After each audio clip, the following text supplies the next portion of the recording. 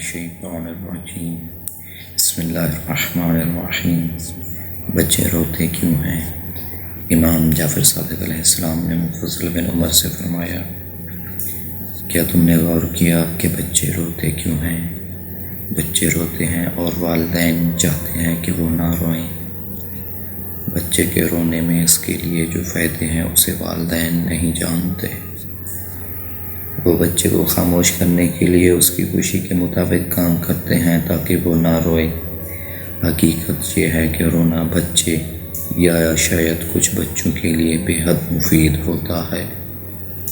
دراصل بچوں یا شاید کچھ بچوں کے دماغ میں رطوبت ہوتی ہے جو اگر اس میں رہ جائے تو ان بچوں کو کئی طرح کی بیماریوں یا کسی قسم کی معذوری کا سامنا کرنا پڑے۔ مثلاً ان کی بینائی ختم ہو جائے یا سماعت میں خرابی پیدا ہو جائے۔ والدین بچوں کے رونے کو برا سمجھتے ہیں اور نہیں جانتے کہ رونا ان بچوں کے لیے کس قدر سود مند ہے۔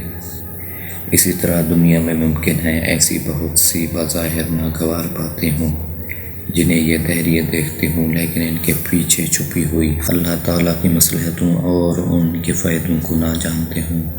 اگر وہ ان باتوں کو سمجھتے اور ان کے فائدوں کو سمجھتے تو اپنی کم علمی کے سبب یہ نہ کہتے کہ اس میں کوئی فائدہ نہیں ہے۔ بہرحال جن باتوں کو یہ دہریے نہیں جانتے انہیں اللہ کی معرفت رکھنے والے جانتے ہیں۔ نوٹ: درد اور تکلیف۔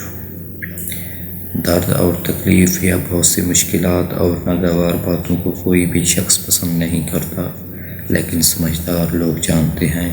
ماہرین حیاتیات کو علم ہے کہ یہ درد، تکلیف اور زندگی کی مشکلات جو ہمیں بظاہر بری لگتی ہیں، بباطن یہ اللہ رب کریم کی عظیم نعمتیں ہیں۔ مثلاً جسم کے اندر کسی بھی قسم کا درد خود کوئی بیماری نہیں بلکہ کسی عضو میں پیدا ہونے والی خرابی کا سگنل ہوتا ہے اور انسان کو معالج تک لے جانے کا سبب بن جاتا ہے۔ جن لوگوں کو درد محسوس نہیں ہوتا وہ کسی دن اچانک ہی دنیا سے گزر جاتے ہیں۔ اس کے لیے صرف ایک مثال پر اکتفا کریں گے۔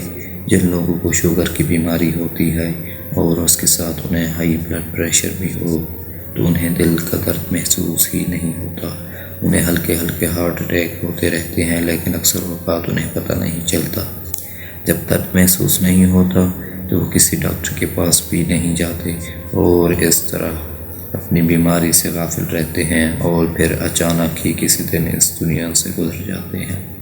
اسی طرح مشکلات اور ناگوار باتیں انسانوں کو گناہوں سے روکتی ہیں اور دنیا کی رنگا رنگی سے نکال کر انہیں اللہ رب کریم کی طرف متوجہ کرتی ہیں۔